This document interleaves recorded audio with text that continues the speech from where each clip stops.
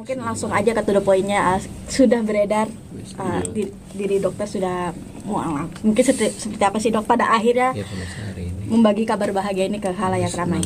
Oke, pertama halo teman-teman semuanya, assalamualaikum semuanya.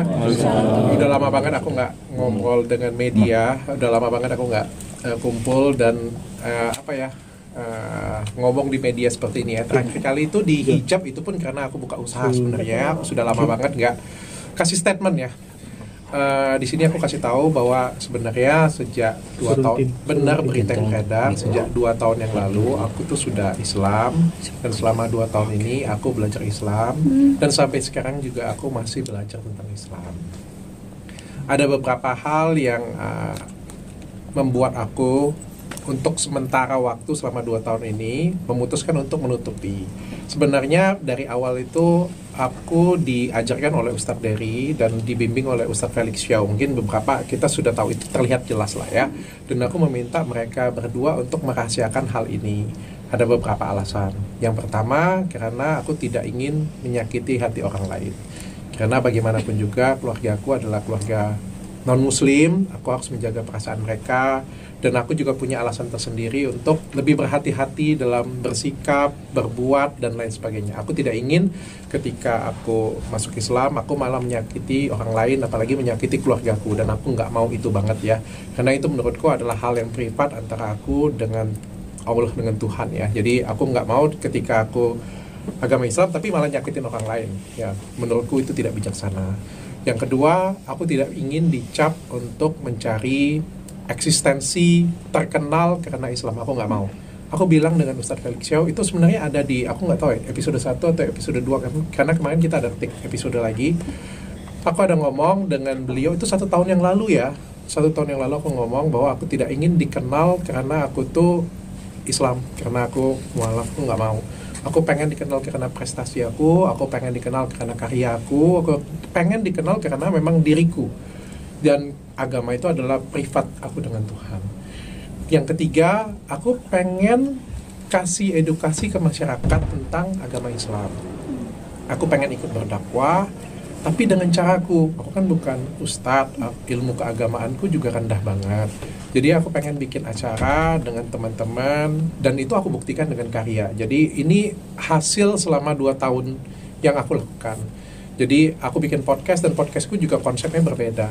Kalau semua orang bikin podcast, mungkin narasinya adalah Islam dengan Islam, sudah Muslim dengan Muslim ya. Menurut aku sudah hal yang biasa.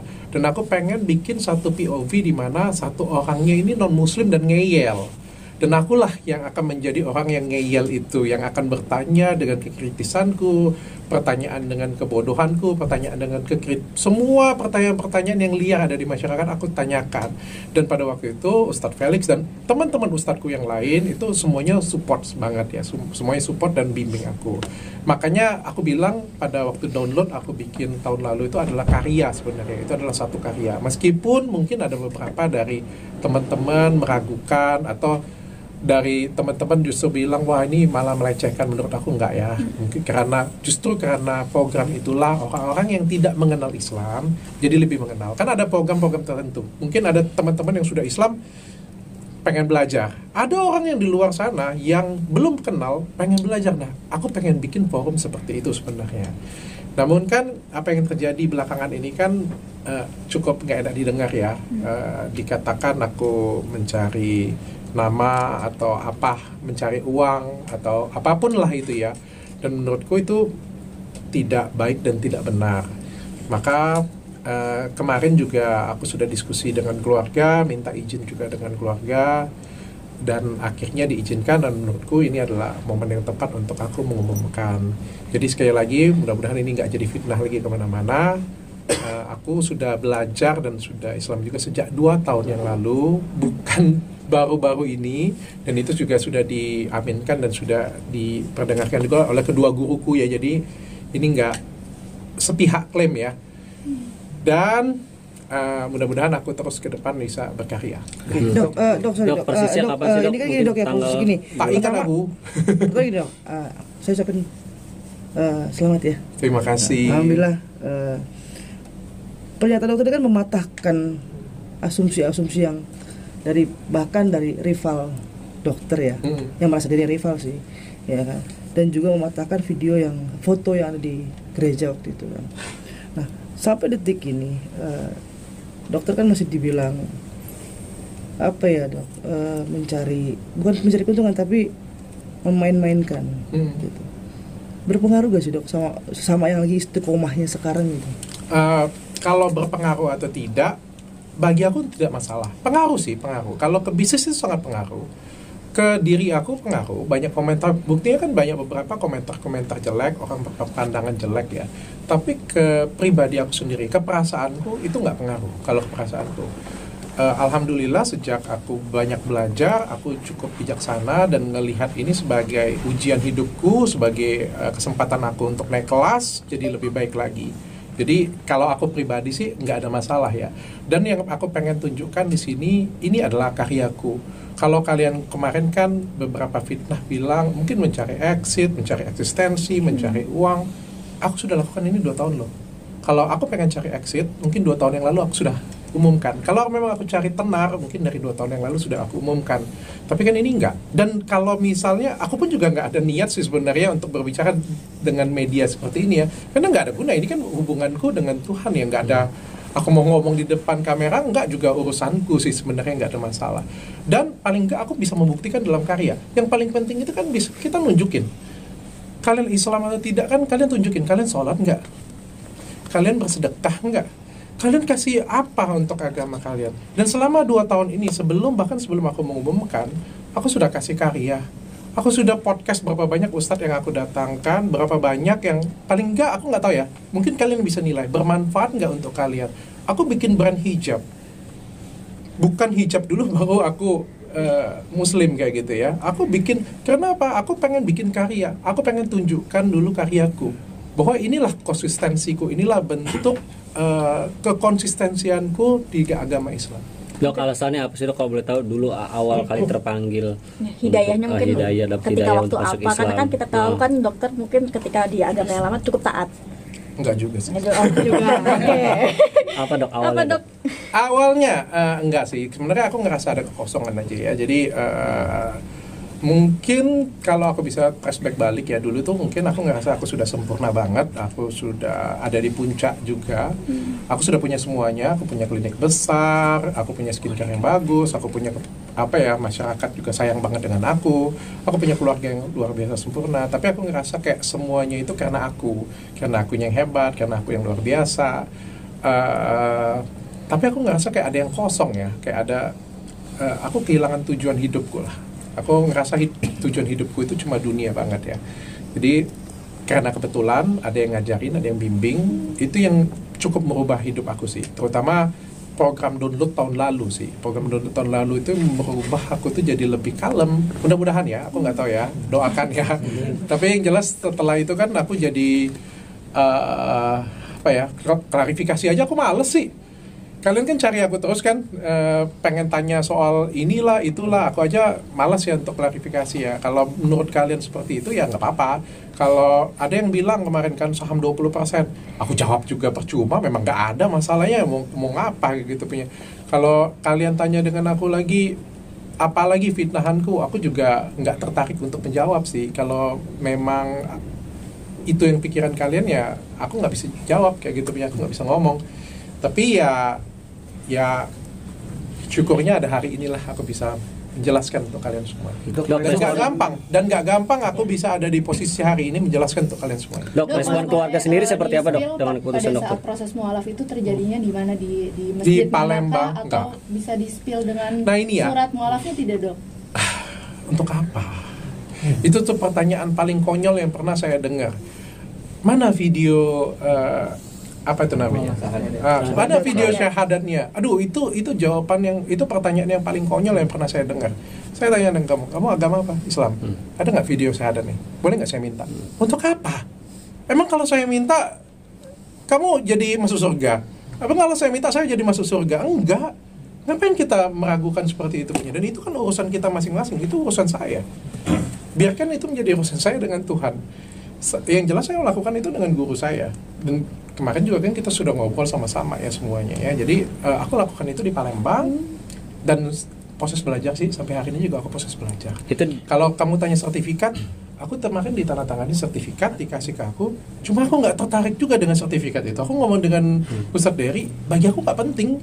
Untuk apa sih sertifikat itu? Aku bilang yang paling penting kan hati aku, bukan sertifikatnya. Mana yang lebih penting, KTP kalian Islam atau kelakuan kita yang Islam? Kadang-kadang kita pengennya KTP-nya Islam, tapi kelakuannya kagak Islam. Aku juga nggak ada guna, aku juga nggak akan pakai untuk nikah lagi, jadi untuk apa? Respon keluarga, Dok. orang tua, Tentang terus putusan istri, ini cukup berat ya kan, Dok? Artinya keluarga besar memang sangat. Iya, jadi kalau respon keluarga, yang pertama penolakan ya. Dari 2 tahun yang lalu itu penolakan yang besar-besaran banget, bahkan aku diancam atau apalah gitu ya. Tapi ancaman keluarga lah ya, mungkin. Tapi ya aku diem aja. Mungkin strategiku juga kan pelan-pelan untuk dibicarakan. Mungkin mereka mendengar dari media, pelan-pelan mereka sudah terbiasa. Tepatnya 1 tahun yang lalu istriku baru aku kasih tahu, istriku juga go ahead, gak jadi masalah. Kalau memang itu yang pilihan hidup kamu, dia bilang ya lakukan saja. Aku senang banget dan istriku support banget. Yang paling sulit kan menghadapin keluarga besar ya, orang tua dan lain sebagainya. Tapi sekitar mungkin nggak sampai 1 bulan yang lalu aku sudah putuskan dan aku berbicara dengan mereka dan alhamdulillah mereka bisa mengerti. Maka aku kalau mereka nggak mengerti mungkin aku nggak umumkan juga hari ini sih. Kemarin aku nggak umumkan, tapi karena mereka sudah mengerti, ya udah akhirnya saya ambil keputusan jalan ini. Istri sendiri mohon maaf masih di agama yang sebelumnya atau ikut mualaf juga sama kayak dokter? Doakan saja. Ini juga ya untuk teman-teman ya, aku kasih tahu ya, bahwa menjadi seorang mualaf atau pindah ke agama yang baru itu nggak gampang ya. Aku juga pasti harus banyak belajar, dan untuk terutama kan di lingkungan keluarga aku juga non muslim, nggak gampang. Jangan sampai kalian itu menganggapnya aku tuh harus kayak gimana ya, kayak ustad lah kayak gitu ya. Aku jauh banget, aku cuma belajar doang kok, dan doakan sajalah istriku pokoknya bisa mau belajar juga. Ini kan pelan-pelan ya. Sebenarnya dari strategi gue dari pertama kali kan bikin hijab itu salah satu strategi juga ya. Sekaligus bisnis, kan menyelam minum air boleh ya, bisnis juga, melibatkan istri juga. Karena dia ngomong, kalau aku ngomong dengan dia kan, aku mau bikin brand hijab, aku bilang. Kalau dia pada waktu itu ngomong aku nggak mau, aku nggak bikin. Tapi pada waktu itu istriku bilang, gas, dia bilang, ayo bikin. Dia bilang, tapi aku bilang, kalau misalnya bikin, nanti kamu yang jual ya. Masa aku yang jual, aku bilang, oh iya nggak apa-apa. Kan itu kan salah satu langkah nih awal. Kalian kan jangan minta langsung muluk-muluk lah. Pelan-pelan, langkahnya pelan-pelan. Tapi kabar misalnya istri sendiri juga pindah agama tapi bukan ke Islam, entah Buddha atau Hindu gitu, Dok. Ya, justru itu yang sebenarnya menunjukkan bahwa ini tidak gimmick. Ya, karena awalnya saya itu adalah Katolik, istri itu adalah Buddha. Istri pindah ke Katolik itu karena menikah dengan saya. Dan ketika saya pindah memeluk agama lain, maka ya menjadi apa ya? Ya berarti kan nggak perlu lagi dong kan dia pindah pada waktu itu pindah ke Katolik kan karena pernikahan. Sehingga dia bilang dia mau apa yang dia percayainya. Saya bilang monggo, nggak ada masalah. Seperti dia membebaskan saya, kepercayaan saya, ya saya juga membebaskan kepercayaan dia. Asal kita janji sama-sama itu membuat kita menjadi pribadi yang lebih baik. Dia bilang mau kamu mau agama apapun nggak masalah. Yang penting kamu jadi orang yang lebih baik, pribadi yang lebih baik, laki-laki yang lebih baik, suami yang lebih baik, suami yang lebih baik, dan pimpinan yang lebih baik. Aku bilang ya siap. Dan selagi dia menjadi istri yang baik, aku sih nggak ada masalah. Pelan-pelan ya kita ya. Berarti setelah dokter pindah agama baru istri kembali lagi ke agama. Betul. Dan dia duluan yang mengumumkan sebenarnya, bukan aku. Nah, anak-anak sendiri gimana, Dok? Kan dokter Islam. Mungkin bisa di podcast orang lain bisa dibahas ini karena saya Islam, istri Buddha, anak-anak Katolik masih sampai sekarang. Anak-anak masih ngantar ke gereja kan anak-anak? Anak-anak ke gereja setiap minggu masih ke gereja. Dan bagi aku nggak jadi masalah. Mereka nanti pada saat dewasa mereka akan memutuskan apa yang terbaik untuk mereka. Berarti sudah pasti pengertian, Dok, artinya kan biasanya kan bareng-bareng nih keluarga ke gereja setiap minggu. Ini harus anak-anak sendiri sudah kasih pengertian atau seperti apa? Sudah, mudah-mudahan.